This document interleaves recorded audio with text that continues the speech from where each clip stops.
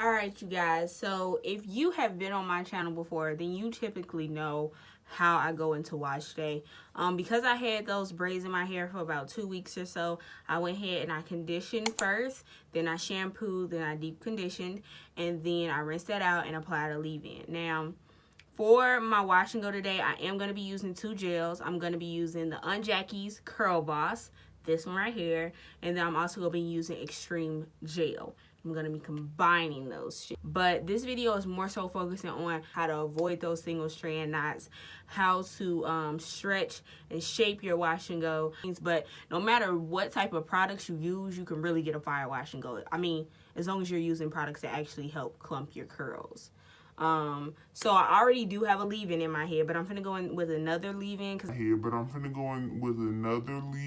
I'm not using any type of curling serum or smoothie or anything like that, because I don't want to mix too many thick heavy things with the gels because I don't want crumbs or anything. Also, if you are using a bunch of products that you've never used together before, you can always do that method where you put it in the palm of your hand and mix it together, and if they crumb up, then you know it won't, then you know it'll do it on your hair. If it doesn't, then you'll be good putting it in your hair before you put it throughout your whole head and have a problem.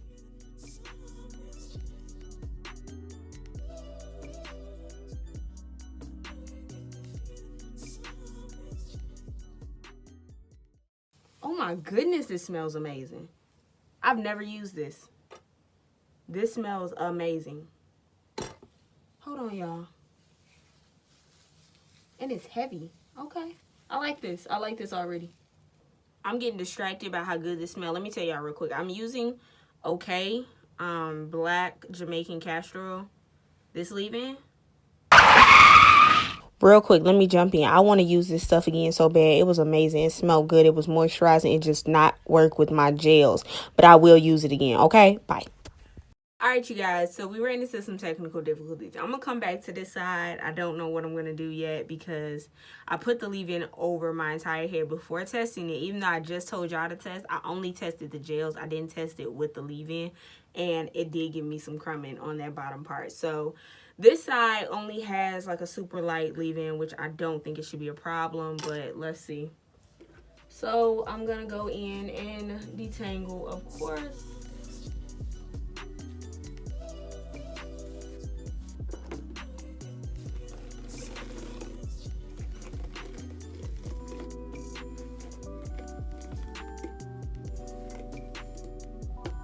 Y'all see the curls are still defined. I'm gonna go in with the gel again, go in with some Extreme on top, and then I'm going to go ahead and shingle.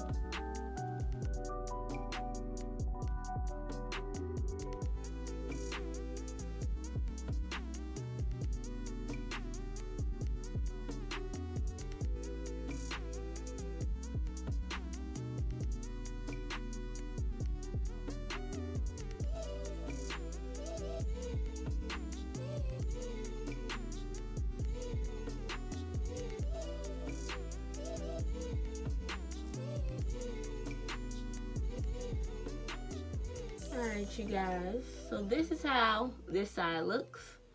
I am going to actually have to go rinse this good smelling leave-in out and use the same lightweight conditioner I used on this side because I can't put the whole thing in my hair. It's just gonna flake up, unfortunately. So do as I say, don't do as I do. So I'm gonna come back once both sides look like this, okay? So just 1 second. Okay, you guys, so this is with all the product in. I did it exactly as I showed you on both sides. And this leave-in typically works with every single product I try to put it with. It's the Giovanni's direct leave-in lightweight conditioner. It tends to always work with no matter what I try to mix it with. It just works. But I will let this air dry for a bit, and then I'll come back and show you guys what I do next. So this is how my hair looks dry, okay? Now, some people, they'll see this and be like, I don't like wash and goes. Because this is how my natural curls just dry on their own. I mean, of course, with product in and everything, but this is how it looks. This is not giving you anything, okay, honey? But as you can see, using 2 gels did cause for my curls to be elongated. I don't really have tons and tons of shrinkage except for up here, which my hair just shrinks way worse up here. And my hair is shorter too. But you don't see that. My hair looks very thin. It's not giving anything. So I stretch for look.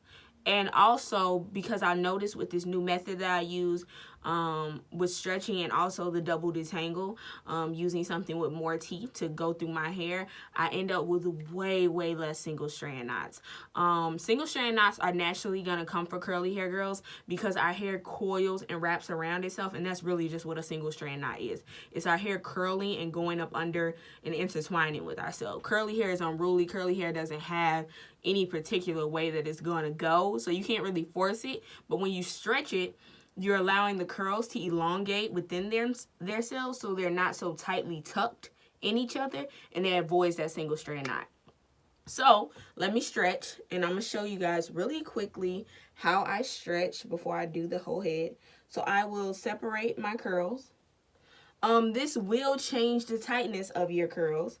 It's not like you'll still have the same curl pattern. They'll just be longer, you know?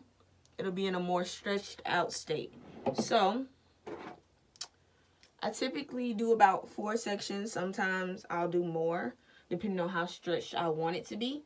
But I take this section and I pull at the ends, and I'm just gonna go up and down the hair shaft with my blow dryer. I do it on high heat so it can go fast. A lot of people, like some naturals, they don't believe in heat and all that kind of stuff, so they'll do it on cool. I'm fine with heat. It never gives me heat damage doing it this way because I don't keep it on that long. I do it for about 15-20 seconds, just up and down the shaft until I get a long look. So this is how it looks without it, okay? It's still kind of stretched. It's not that bad. You see, let me move my shirt, my black shirt. It's at my shoulder, so it's not bad. But let me show you what it looks like after I stretch it.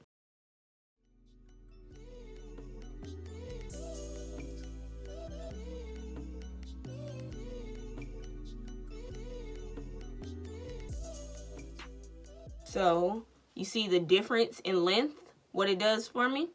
And then also just the freeness of my curls now. They were a little bit more stiff and everything before I stretched it, but now they're more free. They're moving about, and it gets that gel cast off. So I'm gonna go through and I'm gonna go ahead and stretch my entire head, and then I'm gonna come back.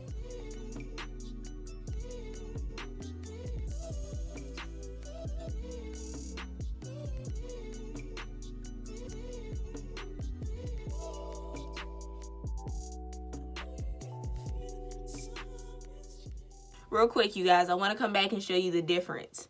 This is, I should have wore a different color shirt. This is the difference in the unstretched side over here, and this is the stretched side. See the difference in how it looks? All right, let me stretch this side. I'll be right back. All right, you guys, so my hair is fully stretched. This is how it looks. And you see my curls are still intact. It's no big difference in my curls.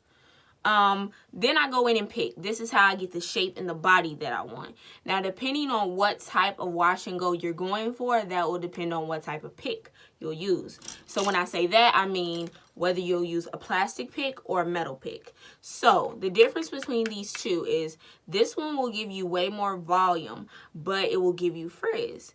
This one will give you this will give you more defined curls but less frizz and not as much volume, but it'll still do something. So like if you want your wash and go to last like maybe a really long time, you'll start off with a metal pick.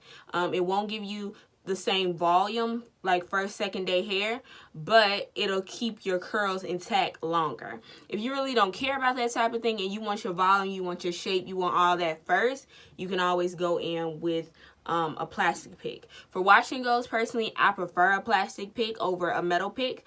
Sometimes I'll use a metal pick for styles that don't have as much gel in, because this will give you the results. So like with a twist out or something like that, I can go in with a metal pick and get the results that I desire.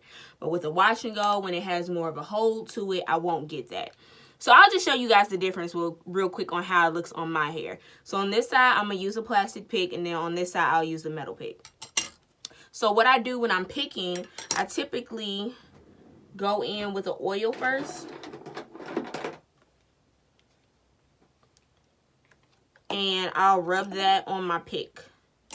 So I'll rub it in my hands and then rub it over the teeth of the pick, just so it can slide through my hair a little better. And it won't disturb it as much.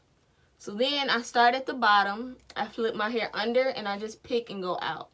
And I pick necessarily where I want it to go. So like, I want it to go out, so I'm picking up and out, you know?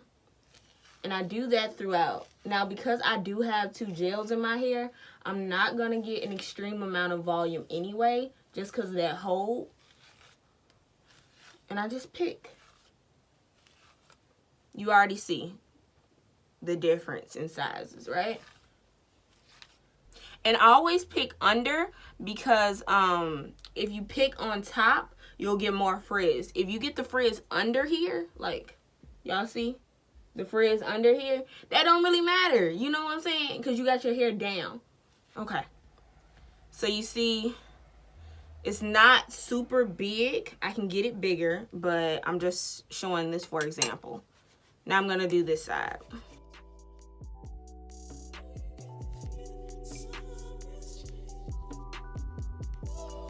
You see, it's not getting up.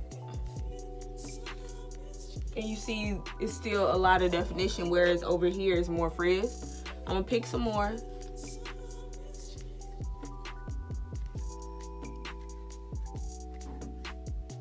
This side is still bigger. And I'm putting in more work. I'm doing more agitation to try to get this side to match.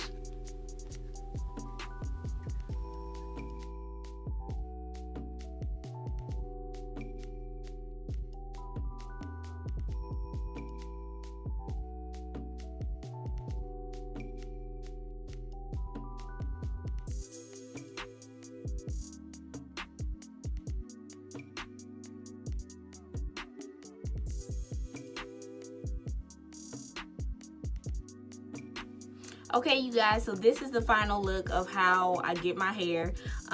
It is frizzy. If you don't like frizzy hair, then don't pick as much. That's all you have to do. Don't pick as much. If you want more definition, I do have frizz up in here, but I'm okay with that because I like bigger hair.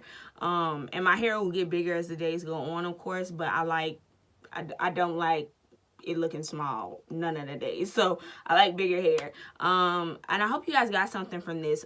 With your natural hair, you can stretch it, you can pick it, you can find the shape that you want and what fits you and your face and your frame or what you like.